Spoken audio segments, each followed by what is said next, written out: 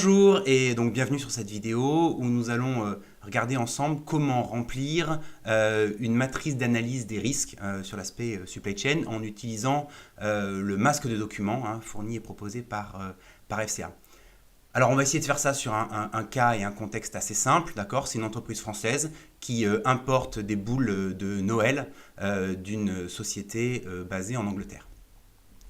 Alors donc on va regarder à l'écran ce qui se passe. L'idée c'est de faire une analyse des risques et pour ça on va partir du premier pilier, l'identification des risques. Par exemple le risque de Brexit. On va parler du Brexit. Effectivement c'est un risque, une cause de risque. Type de risque c'est ce qu'on appelle un risque pays. Famille de risque c'est un risque géopolitique. Quelles sont les conséquences de ce risque? Alors il y en a plusieurs. L'idée ici, c'est pas de faire une analyse des risques complète, c'est bien de voir comment on va utiliser l'outil. On va donner par exemple 3 exemples de conséquences. La première, ça va être l'augmentation des taxes. Une autre conséquence possible de ce Brexit, ça va être peut-être des problèmes de communication entre nous et notre fournisseur, un fournisseur pro-Brexit, un acheteur qui est plutôt pro-européen, ça peut effectivement créer des problèmes. Et un troisième exemple de conséquence de ce Brexit, l'augmentation des délais, puisqu'on va rajouter des contrôles douaniers, etc. si l'Angleterre sort de cet aspect-là. Alors, selon la méthodologie d'analyse des risques qu'on a pu présenter, premier pilier, identifier le risque, c'est ce qu'on voit sur cette partie. Deuxième pilier, comment est-ce qu'on va le prioriser? Prioriser un risque, ça commence par définir sa probabilité. Donc on vous l'a déjà suggéré dans des articles. On va utiliser une matrice de probabilité avec un niveau, une note de 1 à 5 en fonction de savoir si le contretemps est impossible, s'il s'est rarement produit ou si c'est déjà produit souvent et qui peut se reproduire à nouveau. En l'occurrence, concernant le Brexit, il s'est produit, on ne pourra rien faire à l'heure où on enregistre cette vidéo. Donc on va mettre une probabilité de 5 sur 5. En revanche, pour ces 3 exemples de risques, la gravité va être différente. L'augmentation des taxes, si on prend une matrice de gravité telle qu'on la propose ici, l'augmentation des taxes, c'est une gravité qui est importante parce que tout notre business model repose sur notre capacité à bien acheter. Et si on augmente nos prix d'achat, forcément on va avoir un problème soit de rentabilité, soit d'augmentation des prix de vente. Donc on a mis une gravité à 4.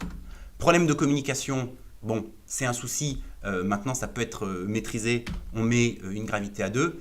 Bien entendu, ce sujet de la gravité, de la probabilité va dépendre de votre contexte, de votre entreprise, de la situation. Ici, c'est juste pour l'illustrer avec un exemple. Et l'augmentation des délais, le business des boules de Noël est quand même très situé sur novembre et décembre. Donc, augmenter les délais peut avoir une conséquence importante. On va mettre une gravité 3. La criticité, elle, se calcule en multipliant la probabilité par la gravité. Donc, égale ça fois ça, et donc j'ai une criticité de 20 sur cet exemple-là.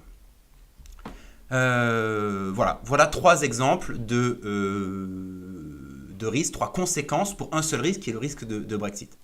Allons un peu plus loin dans cette analyse. À nouveau, l'objectif n'est pas de faire une analyse complète sur ce cas-là, mais simplement de venir illustrer.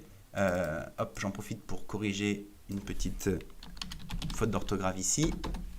Donc un autre type de risque que l'on pourrait avoir, toujours un risque pays, qui va être un risque économique avec une évolution de la monnaie et une parité euro avec la livre sterling, pound, qui est défavorable. Voilà, ça c'est un risque possible. Quelle est la probabilité? L'évolution monétaire fait que c'est des choses qui arrivent assez régulièrement et on pourrait avoir très certainement ce cas qui se présente. Donc on va mettre une probabilité de 4.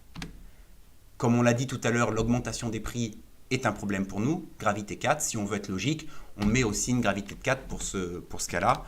Et même principe, calcul de la criticité en multipliant la gravité par la probabilité. On va essayer d'identifier un autre type de risque, par exemple un risque produit, d'accord. Nous, on a pensé au principe de casse du produit dans le transport. C'est un exemple parmi 30 d'autres.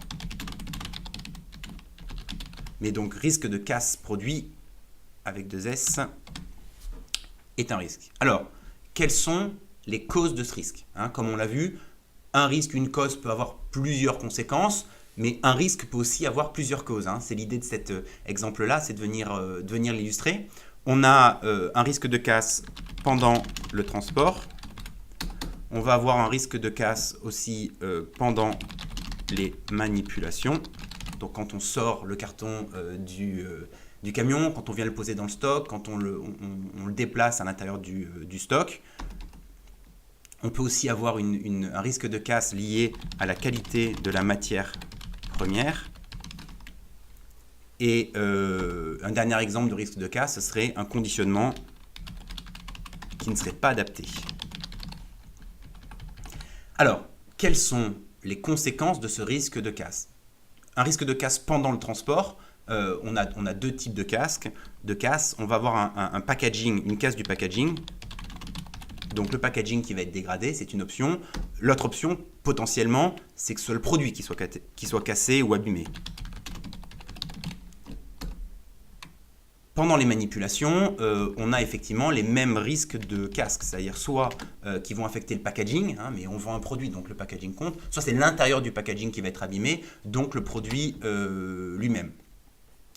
Et sur la matière première, qualité de la matière première, ça va être le produit qui va être dégradé. Et si le packaging n'est pas adapté, on va se retrouver avec le même cas, c'est-à-dire le produit qui va être dégradé, les boules les boules de Noël qui vont être cassées. C'est un exemple, plusieurs cas donc de causes, chacune avec plusieurs conséquences, hein. On voit que notre matrice des risques, elle peut rapidement faire 100, 200 lignes quand on prend le cas d'une supply chain ou d'un risque fournisseur un peu complexe.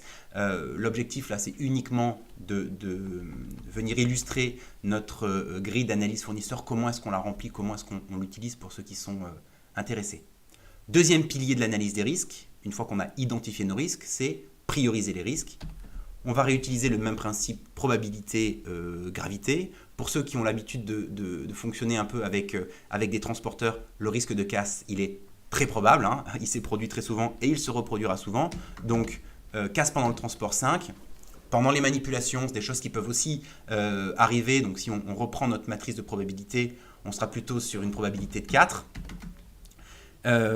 Qualité de la matière première, conditionnement, vous avez compris le principe, hein. Le but, c'est de pouvoir le dérouler. Sur la gravité, gravité des pièces cassées pendant le transport, c'est grave, c'est important, c'est impactant. En revanche, on a des assurances qui peuvent prendre le relais. Donc on va se noter une gravité de 4 dans notre cas. Par contre, quand le packaging est dégradé, parce que ça se voit, en revanche, quand le packaging n'est pas dégradé, on ne peut pas déceler. Donc la gravité est plus importante. Je propose de mettre une gravité de 5 sur cet exemple-là. Et pareil, pendant les manipulations. On se retrouve donc avec une analyse des risques, d'accord? Quelques exemples qu'on a pris au hasard sur ce cas qui est très simpliste. On en arrive au troisième pilier, qui est le plan d'action qu'on va proposer. Alors, ce plan d'action, il va se traiter en fonction de la criticité. Donc, l'idée, ça va être de venir mettre un filtre et de trier du plus critique au moins critique. Donc je vous propose de recopier chacune des lignes pour qu'elles soient toutes pleines.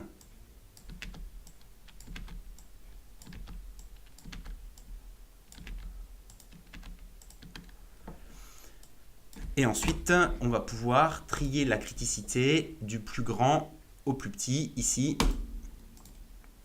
Voici, dans le cadre de notre analyse des risques, le risque le plus critique, c'est le risque de casse produit pendant le transport avec un produit dégradé. Donc, quelles sont les solutions que l'on va pouvoir avoir?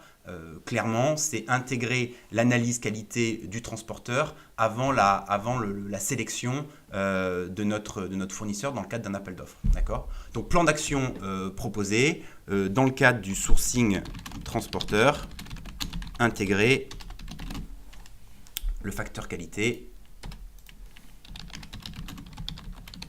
avant de le sélectionner. Voilà un exemple de plan d'action il y a plusieurs solutions qui sont possibles, hein. L'idée ici, c'est pas de juger l'analyse des risques telle qu'elle est faite, mais c'est bien au contraire de montrer et d'illustrer l'utilisation de notre matrice. Deuxième risque qui semble le plus critique, hein, les trois suivants qui sont ex aequo, ça va être le risque de Brexit avec l'augmentation des taxes. Bon, seule solution, c'est sortir du Royaume-Uni. On va par exemple faire un sourcing en dehors du Royaume-Uni. Voilà un exemple de plan d'action qu'on peut mettre en œuvre.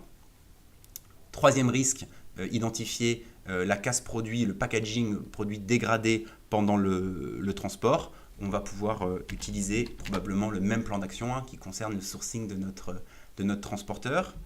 Risque suivant, risque de casse produit pendant les manipulations. Alors, plusieurs solutions qui vont être possibles, qui vont concerner le choix du sous-traitant qui va s'occuper peut-être de stocker, peut-être limiter les manipulations, donc éviter un transport, stockage, mais avoir un flux qui évite ce genre de manipulation, etc. etc. Bon, vous avez bien compris le principe de remplissage de cette matrice, donc n'allons pas plus loin. Voilà donc comment utiliser la grille d'analyse des risques fournisseurs proposée par FCA, colonne par colonne, en utilisant la méthodologie d'analyse des risques de FCA. Merci.